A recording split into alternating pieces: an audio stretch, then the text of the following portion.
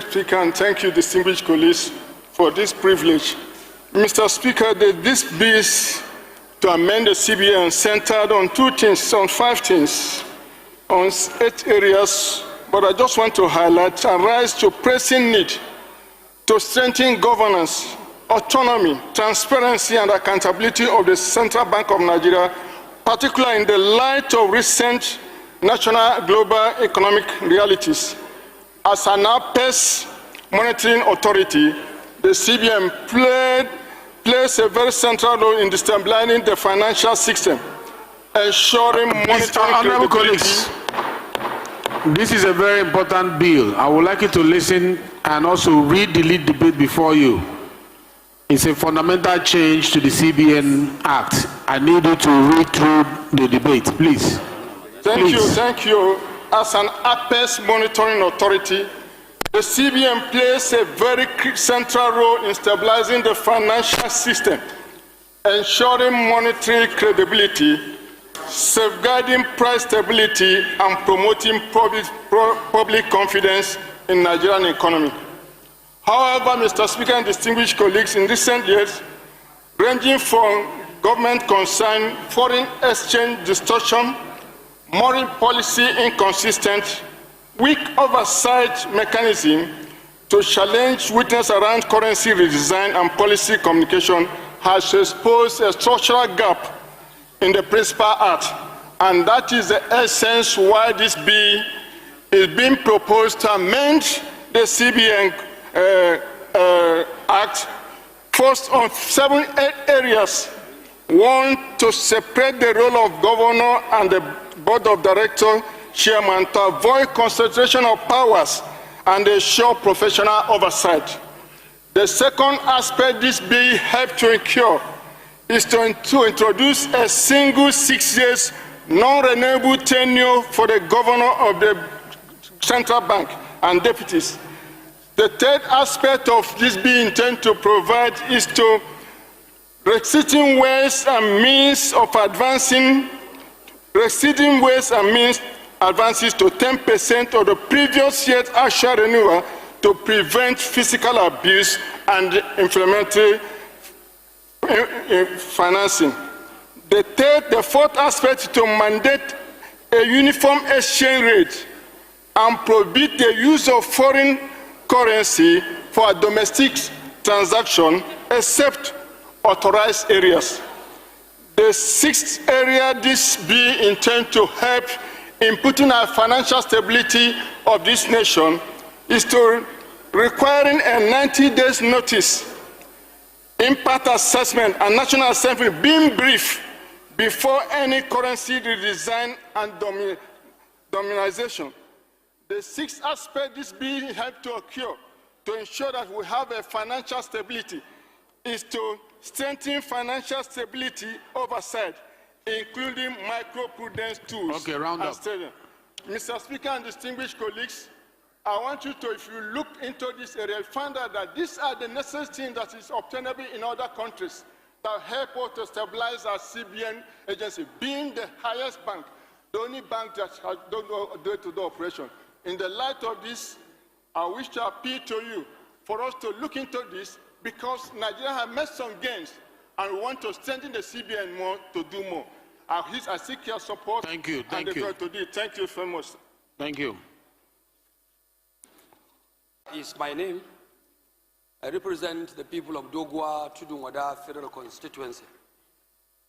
Mr. Speaker, my respected colleagues, I rise this very good afternoon to lend my support and voice to this very important bill moved in the name of the leader of this House and eventually moved by my friend, a respected member of this House. Mr. Speaker, I would like to say that apart from all other resolutions or points he has raised and highlighted, I would like to believe that the bill has within its content a very insightful intendment.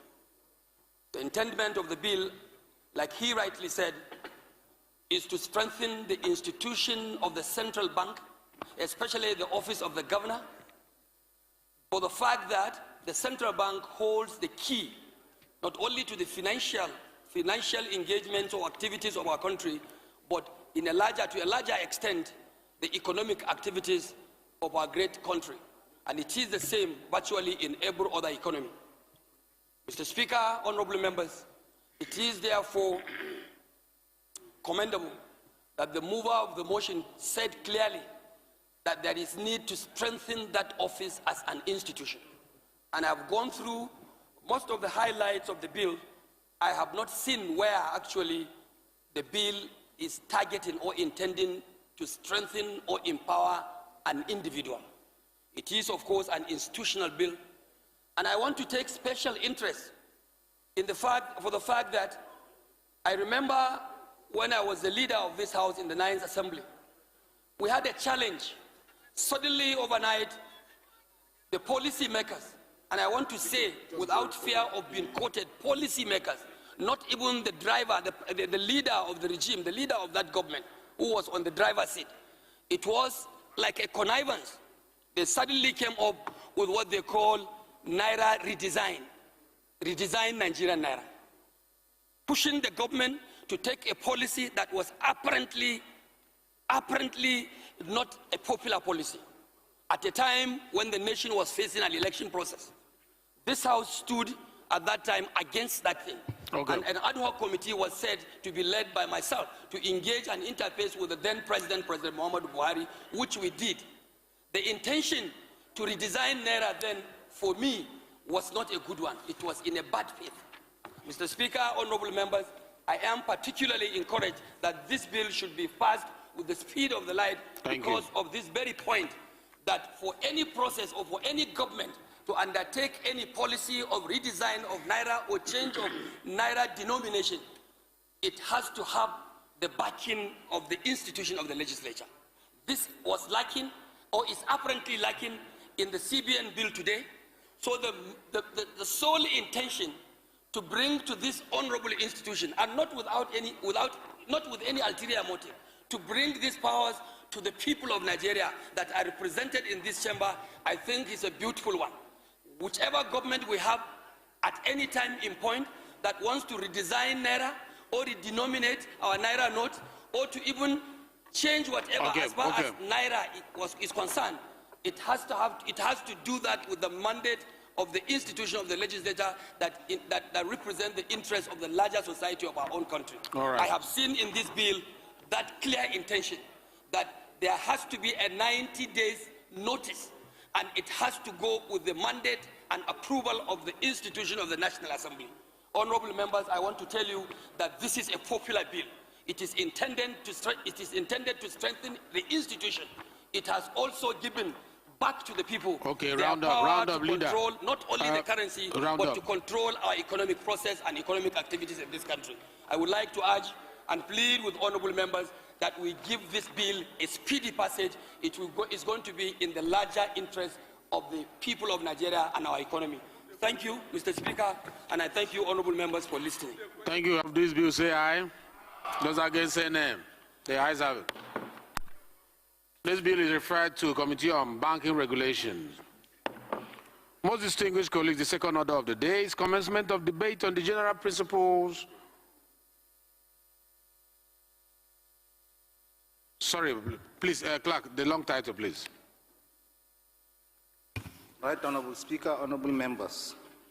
A bill for an act to amend the Central Bank of Nigeria Act to allow for proper day-to-day operations, professional oversight and checks and balances, and for related matters. Second reading.